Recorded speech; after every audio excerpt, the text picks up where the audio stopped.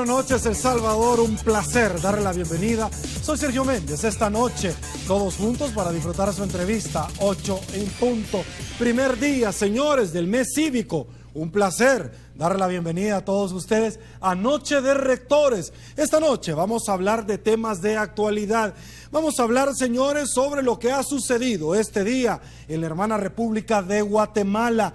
El Congreso de Guatemala le retira la inmunidad al presidente Otto Pérez Molina en el marco de la celebración de los comicios electorales el próximo domingo, señores. También, de última hora, un juez le ha solicitado al presidente Otto Pérez Molina no salga de Guatemala. Lo hizo la Fiscalía.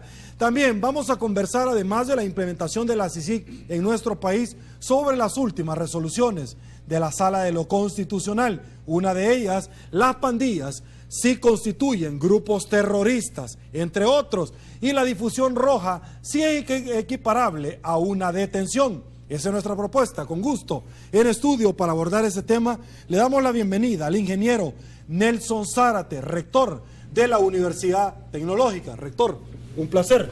Sergio, buenas noches. Compañeros rectores, muy buenas noches. Y un saludo a todos los amigos televidentes. Felizmente la independencia. Igualmente, Sergio. Un placer. También, señores, en estudio, le damos la bienvenida al rector Mario Nieto, rector de la Universidad Nacional. Rector, un placer. Gracias, Sergio. Muy buenas noches. Un saludo para los amigos rectores también. Un placer estar acá en tu programa. También, feliz mes cívico para usted. Felicidades. El padre Andrés Oliva. Con gusto. También le damos la bienvenida al rector de la Universidad UCA, al padre Andrés Oliva. Padre, un gusto tenerlo también acá. Muchas gracias, Sergio. También es un gusto estar aquí con mis colegas rectores, a quienes saludo, y a toda la audiencia que nos está viendo en sus casas o donde estén.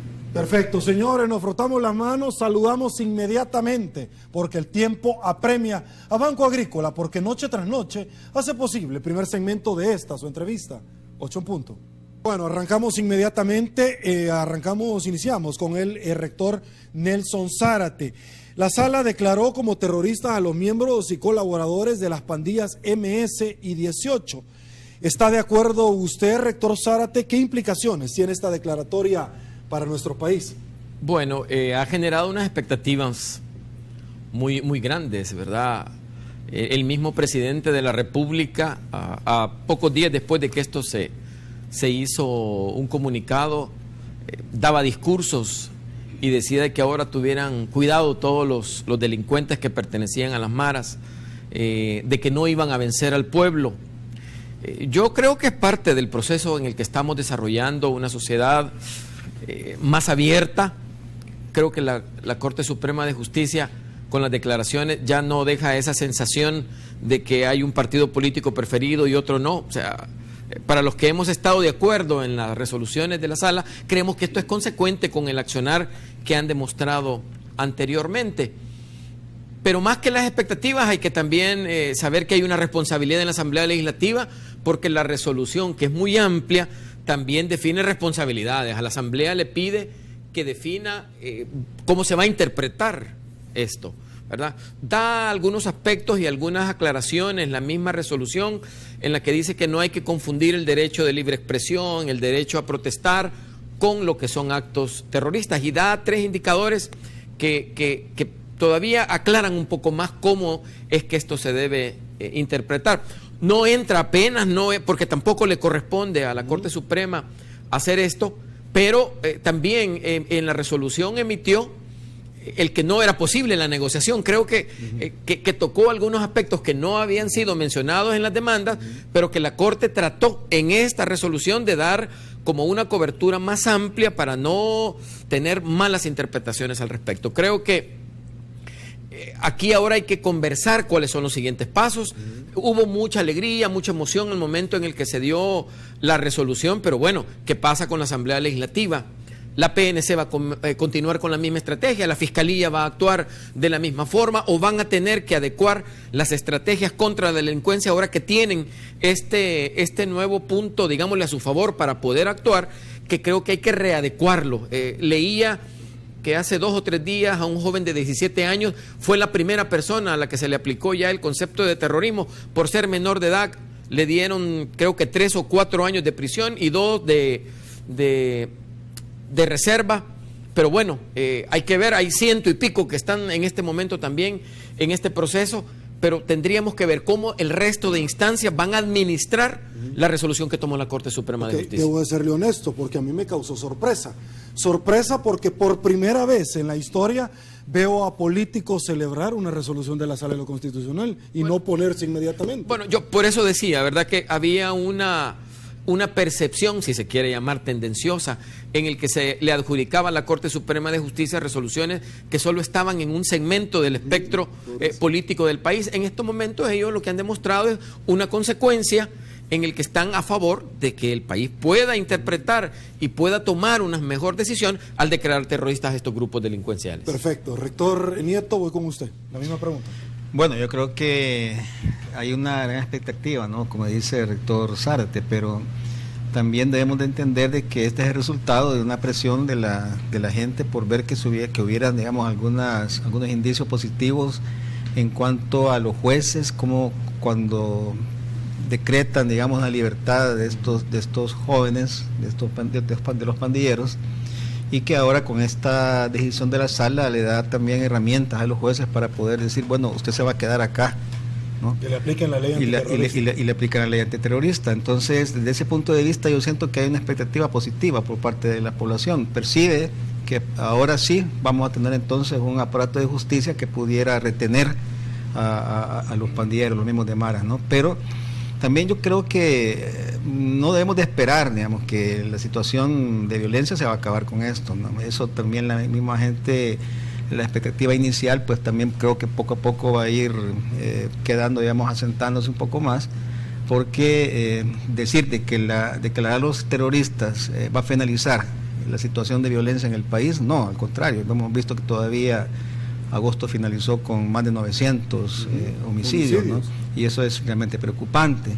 Entonces, pero sí, creo yo que el aparato de la justicia y la Asamblea Legislativa, la misma Fiscalía y la misma Iglesia que han celebrado, digamos, esta decisión de la sala, o percibimos nosotros, pues, que al momento el aparato de justicia tiene una herramienta más para poder resolver los casos que vaya conociendo. Ok, padre, por favor, su opinión.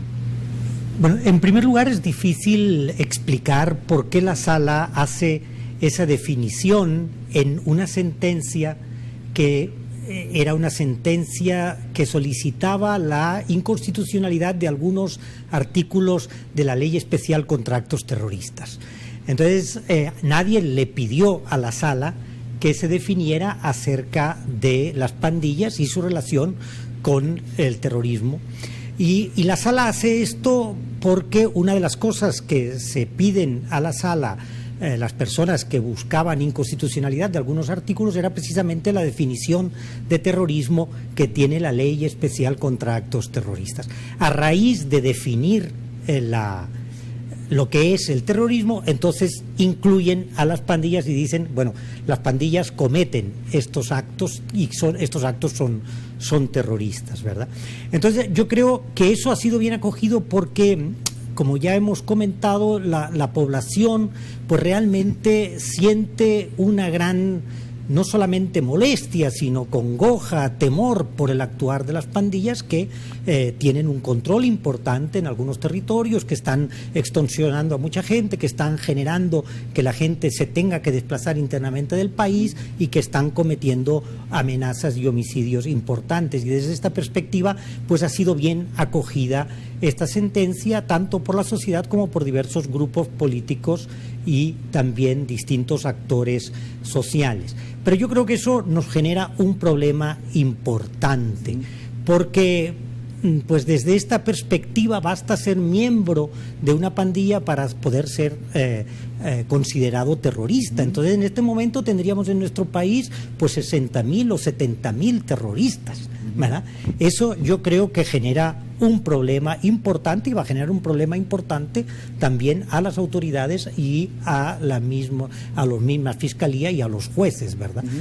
Porque cómo perseguir a estos 60.000 o 70.000 personas que han sido declarados terroristas, ¿verdad? Por otro lado, en la sentencia, la sala prácticamente, excepto alguna cuestión menor que hace referencia a organizaciones internacionales, declara que la ley contra actos terroristas es constitucional, ¿verdad? Con lo cual, pues todos aquellos que pusieron demandas de inconstitucionalidad, y entre ellos pues estuvimos personas del Instituto de Derechos Humanos de la UCA, sí nos sentimos un poco defraudados porque nos parece que hay artículos de esa ley que realmente deberían haber sido declarados inconstitucionales. Por otro lado, esta visión de la sala y esta visión de pensar que el hecho de declarar terroristas a las pandillas va a resolver el problema es buscar una solución exclusivamente por la vía penal. Y estamos viendo que la vía penal no resuelve la lucha contra las pandillas porque no tiene la capacidad de hacerlo. Entonces, yo creo que esta declaración va a perjudicar a buscar otras vías para poder resolver este conflicto tan importante que tenemos en el país. Ok, ¿cómo queda, y quiero que me ayude acá el rector Nelson Zárate, porque hay un delito que se comete bajo la apología? ¿Cómo comete? Y este delito ya estaba, lo que pasa es que la interpretación ha llegado, pero el delito ya estaba, y si usted cometió un delito en el pasado, igual es delito, pero la interpretación es la que se acaba de dar ahorita. ¿Cómo quedarían en aquel entonces las personas que han estado siendo facilitadores, negociadores, o llámele semánticamente como quiere? En algún momento se les puede girar orden de detención la fiscalía a esta gente por el simple hecho de haber sido parte de una organización en base a la resolución en comento. Bueno, lo define, ¿verdad? Que los apologistas son estas personas que tienen como objetivo enaltecer las acciones o el comportamiento de estos grupos que ahora se les llama terroristas, pero aún va más, porque habla de los que también están financiando a esta gente. Y se ha hablado muchas veces de que los gremios o las maras son también grupos de fachada para mover droga, contrabando, armas y otro tipo de delitos. Entonces, la gente que los está financiando, que es el crimen organizado, también es sujeto de esto, ¿verdad? Con lo de los apologistas creo yo de que hay alguna reserva, porque en la misma resolución dice que los medios de comunicación, porque habla acerca de los medios de comunicación, ¿verdad? No pueden ser sujetos cuando le están haciendo algún tipo de cobertura a esto. Creo yo que todavía falta más discusión. Realmente se tomó la noticia como aquello de que venía a resolver el problema, ¿verdad? Como dice el padre Oliva, o sea, realmente no es la solución, es un instrumento o una herramienta más que nosotros tenemos para poder accionar contra los grupos delincuenciales. Perfecto, señores, hacemos la primera pausa en 8 puntos, quédese con nosotros. Al regresar vamos a abordar toda la temática que ya habíamos adelantado, como lo que está sucediendo en nuestra hermana República de Guatemala. Pausa, volvemos.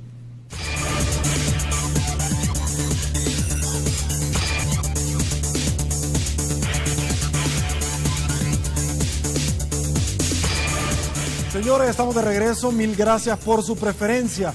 En este segundo segmento vamos a abordar declaraciones patrimoniales que el Departamento de Probidad de la Corte Suprema de Justicia otorgó del presidente Flores, el presidente Saca y el presidente Funes. También la semana entrante otorgó sobre el señor Armando Calderón Sol y el señor Cristiani. Lo interesante del asunto es que se ha tenido un aumento patrimonial en varios expresidentes. Uno de ellos, y como un amigo televidente me preguntaba, señores, ¿cómo es que un expresidente Funes pudo tener al final de su mandato un crecimiento muy interesante de alrededor de $700,000? Y arrancó en los periódicos denunciado por moroso. Me lo decía un amigo televidente, no lo he dicho yo. Lo interesante es que el periódico El Faro publicó que también el diputado Cardosa, aquel diputado del PCN, Concertación Nacional, de Chalatenango, para que ustedes tengan un poco más de conceptos. No lo termina de ubicar. Bueno, le comento, aquel que no podía leer cantidades en la Asamblea Legislativa también tiene un aumento significativo del 600%.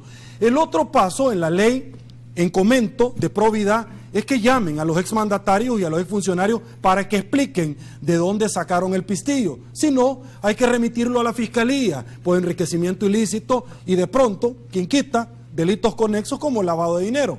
Arranco con usted. Bueno, yo creo que es importante que a pesar de toda la problemática que vive El Salvador, tengamos la oportunidad de ir avanzando en estos procesos. Creo que esto que era un tabú, si yo no estoy equivocado, eran 52 años en los que la ley no permitía que se conociera la información de muchos funcionarios. Se han dado los datos ahora, y yo creo que el problema no es que el patrimonio crezca o disminuya, o sea, si paga impuestos, si su declaración es de acuerdo al canon y a cómo debe desarrollarse, no hay ningún inconveniente.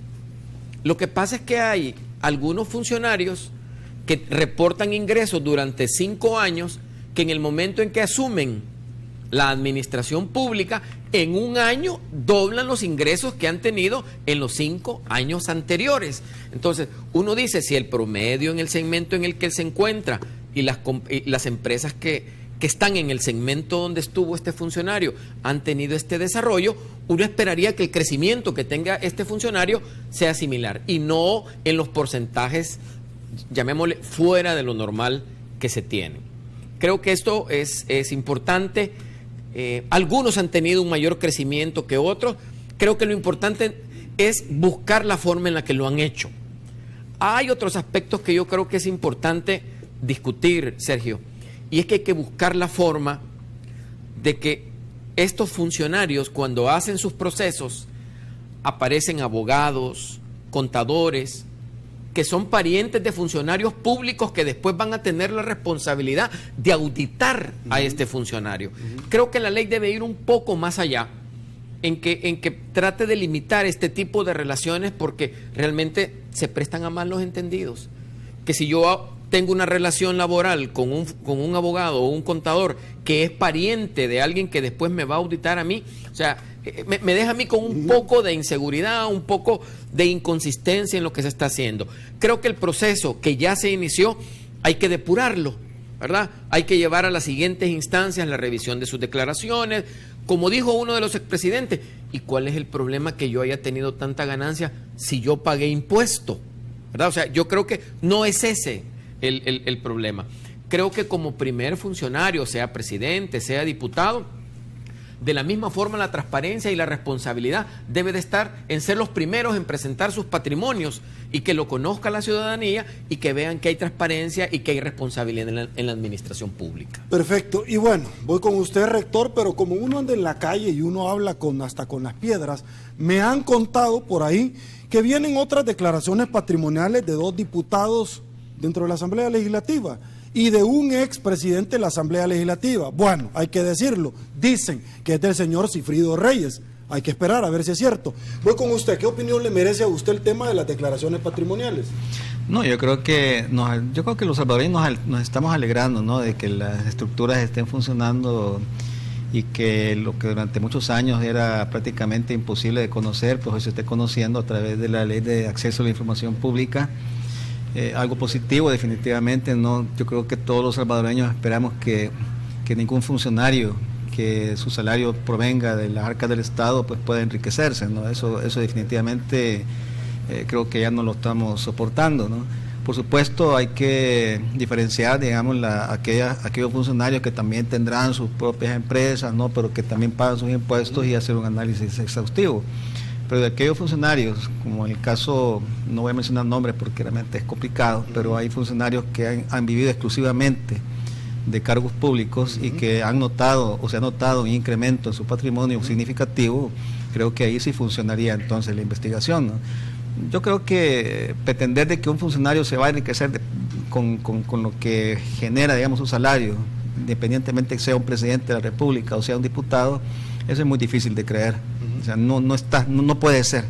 Entonces, tener un incremento significativo de su patrimonio, pues había que investigarlo, ¿no? Pero ¿qué es lo que pasa, rector Nieto, cuando usted cuestiona a estos funcionarios y se enojan, pero adicionalmente sacan situaciones como esto? No, es que ese fue un préstamo y yo voy a saber cómo lo voy a pagar. Y el otro, no, es que son de los ahorritos de los emolumentos que yo he tenido y que de pronto la familia los hemos hecho para ahorrar y implementar este tipo de inversión. Yo creo que todo eso debe demostrarse, ¿no? Incluso hay un caso de un diputado que demostró que se había sacado un premio de la lotería, ¿no? También, ahí está, creo que lo mencionaba. Entonces, no es tanto el hecho de que la familia o los negocios familiares o el núcleo familiar pueda tener, digamos, ingresos adicionales, pero todo eso tiene que estar reflejado en sus declaraciones de impuestos, ¿no? Yo creo que, pero lo bueno de todo esto es que se está conociendo. Yo creo que eso es muy importante y que esperemos pues que esto no solamente sea para conocerlo, sino que también se puedan deducir algunas responsabilidades y hay que hacerlo. Bueno, padre Andrés Oliva, muchos dicen que hablar de probidad es hablar del señor Pino Cáceres y que debería de tener un busto afuera de la UCA, donde están los próceres, porque usted se acuerda que cuando él era el director de probidad, lo empezaron a limitar precisamente para que no pidiera ningún tipo de reportes bancarios del señor Flores, ahora procesado. Cuénteme.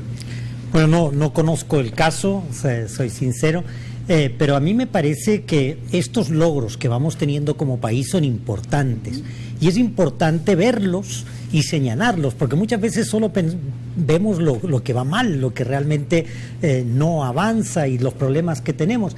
Entonces, a mí me parece que al respecto de la probidad, al respecto de la ley de acceso a la información, pues son avances importantes que nos llevan hacia una mayor transparencia. Y siempre se ha dicho que la transparencia pues es un elemento muy importante en la lucha contra la corrupción. Entonces, yo creo pues que estamos avanzando en estos aspectos, que esos logros han sido logros también de la sociedad que ha demandado que se den estos elementos de una mayor transparencia y que por tanto debemos estar satisfechos y contentos de que esto está ocurriendo. Perfecto, señores, saludamos esta noche, como todas las noches, a la Caja de Crédito de Colón y a usted por ser parte de 8 en punto. Le damos paso a la participación ciudadana para que los rectores nos ayuden a responderle a usted desde cualquier punto que se encuentren dentro y fuera del territorio salvadoreño. Sen, muchísimas gracias por su participación. Hagamos lo mismo que Guatemala contra Cristiani, Armando Calderón, Sol Flores, Saca, tal vez se ponen un poco nerviosos. Fidel Medrano, muchísimas gracias por su participación. Hay una marcha para este sábado en contra de la corrupción. ¿Qué valoración le dan a la necesidad de expresarse del pueblo? Luis Enrique López, muchísimas gracias, Luis. ¿Por qué afirma el padre Oliva que penalizar el terrorismo de las pandillas afecta otras soluciones? Pregunta Víctor Hugo Mata, muchísimas gracias.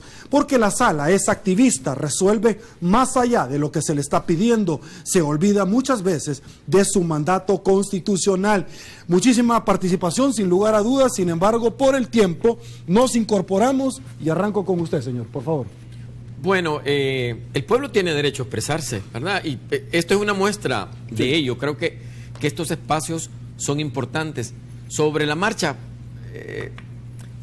pareciera de que estamos queriendo una marcha para tener el mismo resultado de Guatemala. Los países son diferentes, la problemática es diferente, pero los partidos políticos tratan siempre de llevar un poco de agua a su molino y presionar un poco con las situaciones que suceden en otro país. Está el tema del CICIG en El Salvador y creo que hablando de ese tema, a lo mejor no es exactamente la figura que necesita el país, pero sí, a lo mejor necesitamos un grupo que trabaje sobre la problemática. Perfecto, puntualmente, voy con usted, por favor. No, a mí me alegra que la población participe y quiera también ver las cosas con claridad, ¿no? Porque eso definitivamente demuestra interés y también creo que los salvadoreños ya estamos avanzando, estamos siendo cada vez más críticos, queremos ahondar también en estos temas y eso pues a mí me alegra mucho. Perfecto, puntualmente voy con usted. Hubo una pregunta, padre, ¿por qué el terrorismo? Una pregunta bien concreta, ¿verdad? El señalar de terroristas a las pandillas, pues realmente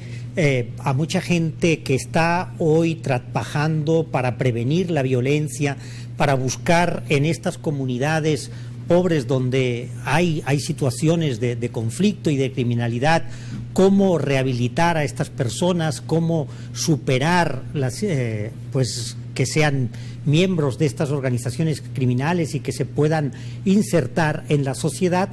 va a atemorizar a muchos de estos grupos y también va a hacer que estos grupos que están trabajando en prevención de violencia puedan tener dificultades en su trabajo, ¿no? Entonces, desde esta perspectiva creo que esta declaración puede limitar las posibilidades de prevención de estas organizaciones. Perfecto, señores, vamos a pausa. ¿Quiere escuchar el análisis de la academia esta noche, de los caballeros que nos acompañan con relación a lo que está sucediendo en Guatemala? Quédese con nosotros. Pausa, volvemos.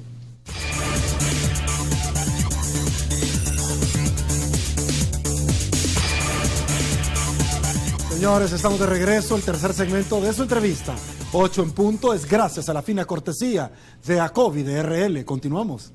Somos una empresa que le brinda una amplia gama de servicios financieros competitivos. ACOBI de RL, su banco cooperativo de confianza. Señores, próximo viernes, programa más que especial y esperado de 8 en punto, cubriendo el evento electoral del próximo domingo de Guatemala. Un equipo de Canal 33 Teleprensa se va a desplazar hasta la hermana República de Guatemala para tener presencia y poderle traer a usted la noticia de primera mano. Rector Zárate, arranco con usted, y es que este día se ha dado un desenlace muy interesante, podríamos decir, o parte de la novela que se está dando, donde el presidente Otto Pérez Molina, luego de un muy buen tiempo, desde el 7 de agosto, no había aparecido ante los medios, lo hizo el día de ayer, respondió parcialmente a algún tipo de cuestionantes que se le estaban articulando. Lo cierto es que la Asamblea General, el Parlamento de Guatemala, este día lo desaforó, y la fiscal ha pedido ante el juez correspondiente que no lo dejen salir de Guatemala. ¿Qué es lo que está sucediendo? Porque muchos decían enterremos la CICIG, pero de pronto unos dicen han sobrepasado nuestras expectativas. Por favor. Bueno, creo que no hay que descartar el hecho de que el domingo hay elecciones, que todo lo que está sucediendo en Guatemala debe de tener una buena cuota de interés de los partidos políticos por el desenlace de esta situación. No solo el hecho de desaforar al presidente, sino como de desmotivar. Ya se habla en Guatemala de que puede ser entre un 30 y un 40% de la población guatemalteca que no quiere ir a votar. O sea, abstencionismo, ¿verdad? Eso afecta mucho a la democracia porque entonces no hay legalidad, pero no hay legitimidad, ¿verdad? Perfecto. Ahora, si uno hace escenarios y lo hacen antes de las elecciones del día domingo, sería realmente una catástrofe para Guatemala, viéndolo desde el punto de vista de los partidos o de las alianzas o del partido que estuvo respaldando al presidente actual. Por supuesto, sería una victoria anticipada en los partidos de oposición. Si lo vemos institucionalmente, creo que Guatemala ha venido desarrollando una serie de acciones que esta no es consecuencia estrictamente de las elecciones. Ya vino con funcionarios, vino con la vicepresidenta de la República. O sea, creo que Guatemala y la ciudadanía, los ciudadanos en Guatemala están enviando un mensaje, ¿verdad? Están enviando ese empoderamiento, si le podemos llamar así, que el pueblo ha estado tomando, las decisiones que los guatemaltecos, los mensajes que han estado enviando, que creo que es un mensaje para los políticos en Guatemala y, ¿por qué no decirlo? También los partidos políticos en El Salvador deberían de hacer una lectura de lo que está sucediendo. Perfecto, voy a terminar esta ronda, pero desde ahorita, para que vea que ando de buena gente, ahorita le dejo la pregunta a ustedes también. ¿Debe de venir la CICIG a nuestro país? Hay un tratado internacional de Palermo suscrito por El Salvador, el que dio paso a Guatemala luego de la muerte de los parlamentarios salvadoreños en aquel país vecino. Voy con usted. ¿Qué opinión le merece lo que está sucediendo en Guatemala? Bueno, yo primero felicitar, ¿no?, al pueblo guatemalteco por esa forma, ¿no?, de expresar su inconformidad con el actual presidente. Decir también de que la situación de Guatemala es una situación que ha sido arrastrada durante muchos años. El tema de la corrupción ha sido realmente un tema que ha estado presente en el transcurso no solamente del presidente Otto Pérez, sino que también de presidentes anteriores, y que el pueblo dijo, bueno, basta ya, y creo que la investigación que se inició, la CICIG en Guatemala, pues creo que ha desbordado también las expectativas de la misma población, Como dice muy bien el rector Zárate, los políticos en la región deben de comenzar a ajustarse muy bien los pantalones, porque esto significa que la población realmente está vigilante, ¿no? Y eso es muy importante. Yo creo ¿Qué es lo que está sucediendo en la América Latina, rectores, que vemos nosotros, la señora Dilma Rousseff, que está siendo ampliamente cuestionado por temas Petrobras, de participación de su campaña electoral, y que muy buena parte del pueblo brasileño le está exigiendo la renuncia? Ha caído abismalmente el grado de aceptación. El presidente Enrique Peña Nieto también, por el tranvía de alta velocidad del DF a Querétaro. ¿Qué está sucediendo? Pareciera que de pronto para ser candidato a la presidencia debe requisito gustarle el pistillo ajeno. Bueno, yo creo que por eso mencionaba, ¿no?, de que los políticos deben de ajustarse los pantalones, porque la población ya no es la misma de antes. Las redes sociales son una herramienta poderosa que hace también que la población pues se pueda movilizar. Aquí entiendo que hay también un llamado, digamos, para el próximo sábado. Yo esperaría que no sea un llamado político, ¿no?, que sea realmente la población la que está tratando de dar un mensaje. Pero definitivamente la situación de El Salvador es diferente a la de Guatemala. Voy con usted, perdón. Bueno, voy con usted. Muchas veces nos quejamos de que la población es indiferente, que la población no participa, ¿verdad? Y se ve que cuando hay una realidad que afecta realmente a la población y hay posibilidades de expresarse, esto ocurre. Yo creo que eso ha sido muy claro en Guatemala cuando comienza a investigarse y a conocerse esa red de corrupción tan enorme, y cómo eso molesta tremendamente a la población. Pueblos que viven muy limitados, con servicios públicos de escasa calidad, y mientras tanto otros están aprovechándose de los recursos del Estado a base de corrupción, ¿no? Yo creo que esto molesta a la gente cada vez es más consciente de esta realidad y no está dispuesta a permitirla. Por otro lado, yo creo que en Guatemala la problemática política es compleja. El Congreso de Guatemala ha pasado meses sin reunirse.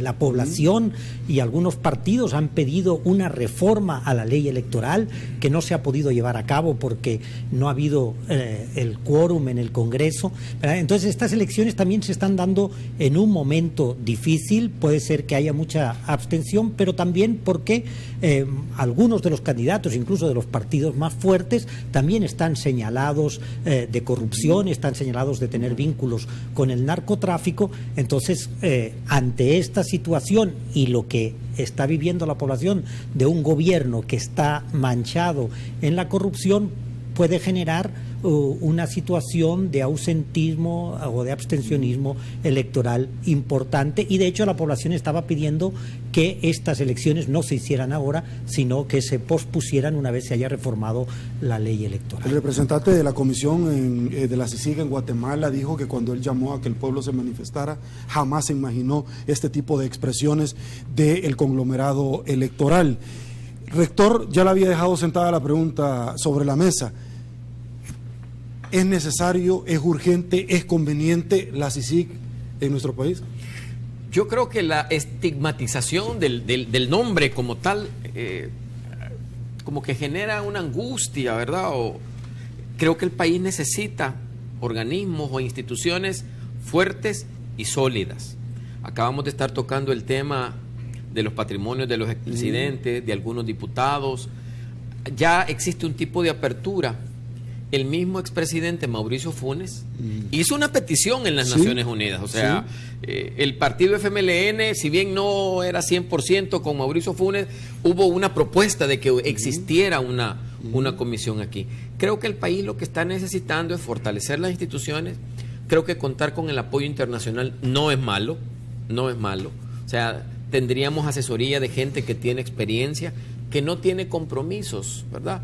O sea, que no tiene relaciones con ciertos sectores de los que el pueblo en los correos que veíamos estaba quejando, el enriquecimiento, el aprovecharse de tener a funcionarios amigos o conocidos, que todo eso se aclararía o tendría unas expectativas diferentes y nos permitiría quizás tener una rendición de cuentas más acorde a la realidad. Yo creo que independientemente del nombre, sí necesitamos una institución como tal. Ok, yo esto se los pregunto en el marco, señores, porque de pronto vemos que quienes investigan a los diputados, precisamente que los que los diputados mismos han designado, y que muchos de estos van hasta buscando la reelección, y aquí en el país no pasa nada. Entonces la pregunta es, ¿y quiénes investigan a los que investigan a los funcionarios? Entonces de pronto alguien decía por ahí, mire, el tener a una institución internacional que no va a cobrar aquí salario, ni tampoco la van a elegir acá los funcionarios, es una garantía para ellos mismos del trabajo que están haciendo. Ahora, no es solo eso, ¿verdad? O sea, porque creo que esa es una parte de la función o del procedimiento. Luego lo que tienen que hacer es fortalecer las instituciones, los procedimientos y las leyes para que cuando estos organismos se retiran del país tengamos la tranquilidad de que los procesos se van a desarrollar de la forma en la que se establecieron y que las metas y la transparencia van a ser parte del proceso. Perfecto, ya voy a ir con usted, padre, porque ya hubo una comisión de la verdad que es equiparable a una CICIG en nuestro país. Voy con usted, por favor. Bueno, yo creo que el tema es bastante difícil, sobre todo en un país que estamos acostumbrados a tener cierto hermetismo en muchos temas, ¿no? Y tener la oportunidad de que una CICIES, que sería la que funcionaría en El Salvador, estuviera acá en nuestro país y pudiera hacer investigación, no solamente del momento actual, sino que también de años anteriores. Creo que la población se estaría alegrando, ¿no?, de poder conocer ciertas cosas que son secretos en este país, ¿no?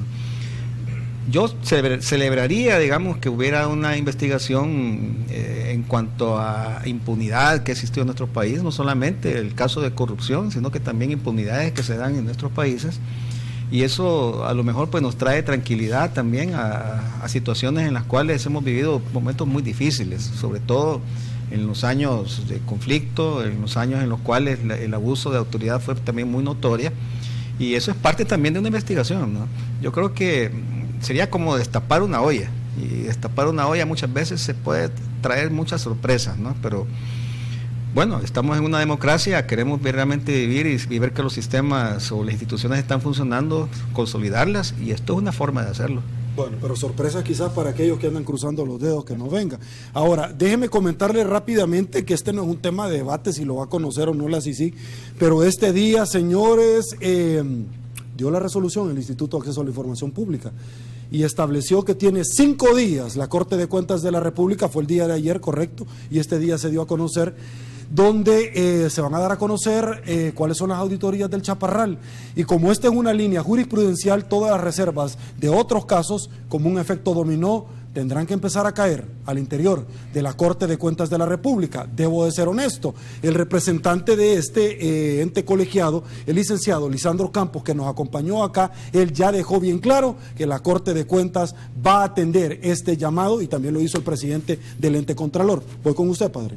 Bueno, yo creo en la misma línea que cuando hablábamos de las declaraciones de probidad y que se hicieran públicas, todo lo que sea abonar a la transparencia, abonar a que la población conozca qué es lo que está ocurriendo en aquellos casos pues que pueda haber sospecha de corrupción o puede haber sospecha de malversación de fondos, yo creo que es muy positivo y es un avance y es un fortalecimiento de la democracia en nuestro país. Cuando hablamos de fortalecer las instituciones, yo creo que estos hechos están señalando que de alguna manera las instituciones se están fortaleciendo en nuestro país, y esto es importante. Por otro lado, el tema de las CICIES o de una comisión contra la impunidad, yo creo que debemos verla desde la realidad. En nuestro país la situación de impunidad es importante, y es importante no solamente en los temas de corrupción, sino también en los temas de criminalidad. El crimen organizado, el crimen que cometen las pandillas, queda muchísimas veces en la impunidad porque no hay manera de sustentar estos casos. La Fiscalía no tiene la capacidad de sustentarlos o no lleva bien aquellos casos para que se vayan adelante. Desde esa perspectiva, yo creo que en esta lucha contra el crimen que tiene el país es que necesitamos apoyos, y necesitamos buenos apoyos que puedan ayudarnos en este momento a superar la impunidad y a la vez fortalecer las instituciones, porque tal como decía el rector Zárate, una vez estas organizaciones internacionales se retiren, el Estado debe quedar fortalecido para poder enfrentar por nosotros mismos la situación en el futuro. Entonces, yo creo que igual que hemos pedido muchas veces ayuda internacional, tú has señalado el caso de la Comisión de la Verdad, que no es exactamente lo mismo, porque la Comisión de la Verdad solo podía investigar y hacer recomendaciones, ¿verdad? Recomendaciones que después, a través de la ley de amnistía, fueran borradas de un plumazo. Pero una comisión parecida, viendo la realidad de El Salvador y las necesidades concretas que tiene nuestra sociedad, tendría, creo yo, muchos más elementos para fortalecer la institucionalidad y la lucha contra el crimen en nuestro país. Y es algo que es un problema real. El 80% de la población siente que la inseguridad y la criminalidad es el principal problema del país. Entonces debemos buscar la manera de enfrentarlo, y nosotros solos creo que en estos momentos no tenemos la capacidad de hacerlo. Y al igual que en el pasado y reciente, la ayuda internacional ha sido importante para nosotros y ha ayudado a avanzar el país hacia una mejor democracia, hacia unas mejores instituciones. Creo que en este momento una iniciativa como la CICIES nos podría ayudar muchísimo. Ok, usted dijo algo que es importante, voy con usted, y usted dijo impunidad, que es diferente a corrupción. Impunidad para efectos prácticos es cuando el tema no se investiga o se investiga mal. Hemos visto nosotros casos acá donde de pronto se detienen a ciertas personas o no se detienen, y el pisto, bien gracias a saber qué se hizo. Por alguna razón se me viene Incepro, Fincepro, Fomiexport, Banco de Fomento Agropecuario, etcétera, y así podríamos seguir. ¿Cuál es el problema que venga una institución diferente si al final no debemos nada? Bueno, pues yo pienso que el país pone las condiciones o establece cuál va a ser el marco de acción de esta institución. O sea, no vienen con una receta que tiene que ser igual que en Guatemala o tiene que ser igual en otro país. El país define las áreas en las que se va a desarrollar. Ahora, si nosotros no pensamos en impunidad, ni pensamos en corrupción, comentemos la eficacia. ¿Qué se está discutiendo del Chaparral? Que se han pagado estudios, uno de 2 millones, otro de 5 millones, que hubo una empresa que vino y dijo, no, yo no voy a hacer. O sea, también hay que discutir la eficiencia con la que se administran los recursos del pueblo. Al final hay que, no juzgar, evaluar el desempeño de funcionarios que llegan en un determinado momento, que no asumen su responsabilidad y dicen, no, pues entonces tratemos de tapar todo esto, hagamos la venta o hagamos una negociación. Eso también puede tener el concepto de impunidad en el sentido de que administra libre albedrío y no de acuerdo a las normas o a los estándares que debe de hacerlo, y por eso puede ser juzgado. Pero en todo caso, estas instituciones realmente lo que harían es fortalecer nuestros procesos, la administración y la transparencia, claro. Sergio. O que venga alguien y que diga, no, mire, con esto sí lo voy a indemnizar para evitar un arbitraje, con el otro no. Esa es impunidad, queda libre albedrío. Quiero hacer una aclaratoria, señores, y es que la Corte de Cuentas de la República es una posición institucional donde determinó precisamente que se va a llevar a feliz término el tema, según lo dijo el diario de hoy, y a solicitud de este rotativo, la información en comento, la resolución del Instituto de Acceso a la Información Público.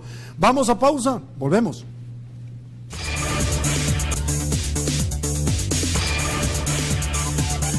Estamos de regreso, mil gracias, ya no tenemos tiempo para más acá en 8 en punto, llegamos al final de Noche de Rectores.